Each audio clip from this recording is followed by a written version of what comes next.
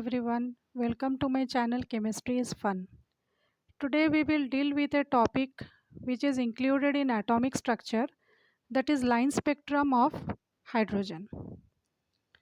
In line spectrum of hydrogen we find that, as in the case of any other substance, which is again true for hydrogen also, whenever a hydrogen sample is provided some energy, then the atoms, especially the electrons of the atoms, get excited, and when these electrons come back to their ground state, they will emit energy. So any substance will be emitting energy when the excited electrons, which have earlier absorbed energy, they jump back to the normal, more stable, lower energy states. So what happens actually, I'll tell you children. Whenever, see, this is the n equal to 1, this is the ground state, let's say, and if it absorbs some energy, it is jumping to higher levels. It may jump to n equal to 2 or n equal to 3. These are the energy shells. N1, n equal to 1 is the lowest state, that is the ground state. Then successively we have n equal to 2 and n equal to 3. So when the electrons gain energy, they may jump to the second shell or the third shell. They are also known as energy levels. So this amounts to photon absorption. They are absorbing the photon and they are jumping to the higher levels. Afterwards, when there is photon emission, that is, they are emitting out the energy they have absorbed, they jump back to their ground state. This gives rise to emission spectrum. So we can also understand with this figure, when the electron is jumping from energy level E equal to 1 to E naught, E1 is at higher energy level, from E1 to E naught when the electron is jumping back, we see there will be atomic emission. So in the emission spectrum of the atoms which are in gas phase, we find that the atoms of different elements will emit radiation of specific wavelength, and this is termed as line spectra. Now in case of hydrogen, if we take gaseous hydrogen and on this we pass electric discharge, what we find, the hydrogen atoms get excited. They absorb energy, they get excited. So now they are energetically excited. These energetically excited hydrogen atoms are produced from the hydrogen molecules. Actually, see, in the hydrogen molecule, the atoms are bonded together. When we provide energy, these bonds will be broken, so we get hydrogen atoms. And at the same time, they are also excited because they have absorbed energy. Excited means the electrons have jumped to the higher energy levels. Now, when the electrons come back to the lower energy states, they will emit certain radiations. These radiations are, in a way, the frequency will be discrete. Discrete means they are not continuous. All the wavelengths are not emitted, only certain wavelengths of radiation will be emitted. So we say that the frequency will be discrete. We get several spectral lines. They can be termed as Lyman series, Balmer series, Paschen series, bracket and Fund. Now when the electron jumps back from any higher level to n equal to 1, we term it as Lyman series. If from any higher level the electrons are jumping to n equal to 2, it constitutes Balmer series. When it jumps back to n equal to 3 from any higher level, that is higher than 3, we get the Paschen series. For the bracket, it is n equal to 4, that is n1 is 4. It jumps back to the fourth shell. From any other higher level, we get the bracket series. For this Fund, n1, that is the lower level where the electrons are jumping back, that is the fifth shell. So these are all the n1 values. N1 should be 1 for Lyman, N1 2 for Balmer, N1 is 3 for Paschen series. So like that we get several series of lines in case of hydrogen atoms.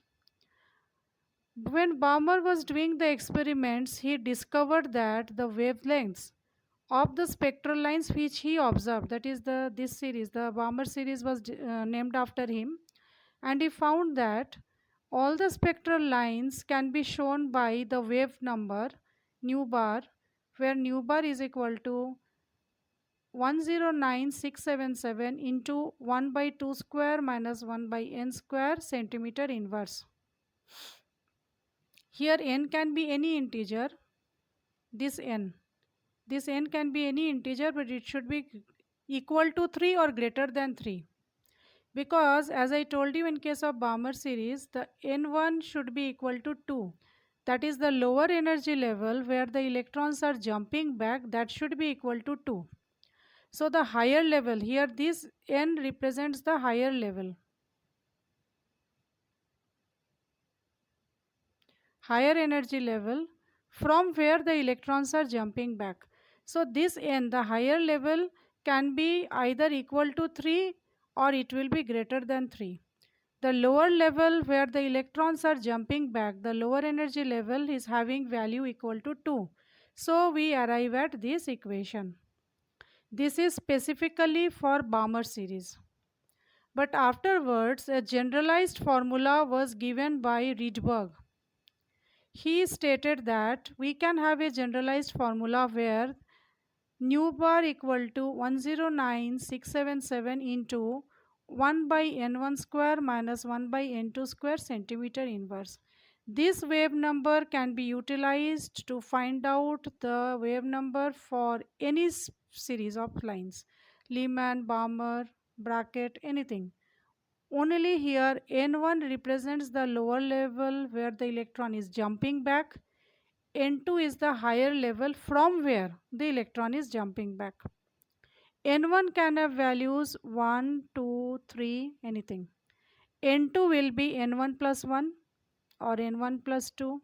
So naturally when N1 equal to 1, N2 can have any values greater than, or it should be greater than 1. So it can be 2 or greater than 2.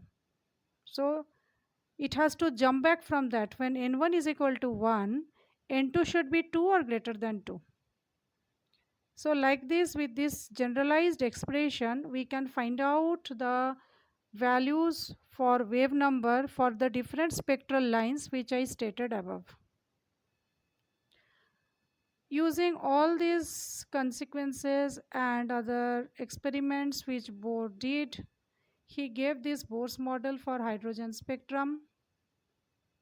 First postulate states that the electrons move around the nucleus in circular paths and they have fixed radius. These are stationary states which are called as orbits. As long as the electron is in the same orbit, the energy will remain the same. In case the electrons absorb energy, they will move from the lower state to a higher state. And the reverse happens when the electrons emit energy. When energy is emitted, the electrons will move from higher energy state to lower energy state. That is, if this is the higher level, this is the lower level, so they will jump back from the higher to the lower energy level. Let's say the difference of energy between these two levels, that is the higher level and the lower level, is delta E, then the radiation which is absorbed or the radiation which is emitted will have a frequency, and that frequency can be stated as nu equal to delta E by H. Delta E is E2 minus E1, that is, this is the higher energy state E2, this is E1. So E2 minus E1 gives delta E. Delta E by H will help us to find out the frequency for that particular radiation. And this E1 and E2 are the energies of the lower and the higher energy states respectively. If we say that the mass of electron is represented as ME and let's say it is moving in a circular orbit of radius r around the nucleus, then the angular momentum is given by I into omega. But I is equal to mr square, mer square, that is mass of the electron, and omega is v by r. Hence we can say, using these two equations, that angular momentum is equal to mer square into v by r. That is MEVR. Okay, MEVR, this is the final formula.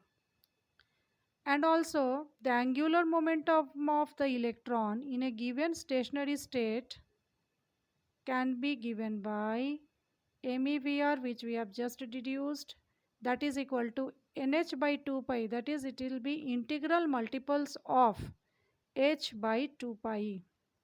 So putting the values of n, that is, that can be any integer, H Planck's constant, 2 pi, these are all, H by 2 pi is a constant.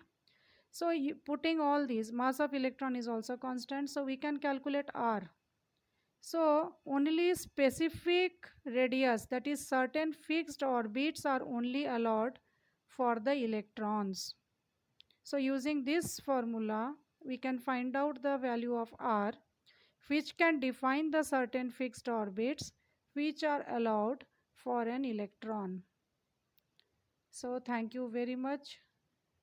Please subscribe to my channel so that you can stay updated with the latest videos which I will be uploading. Thank you for watching. Please subscribe to my channel. Thank you all very much.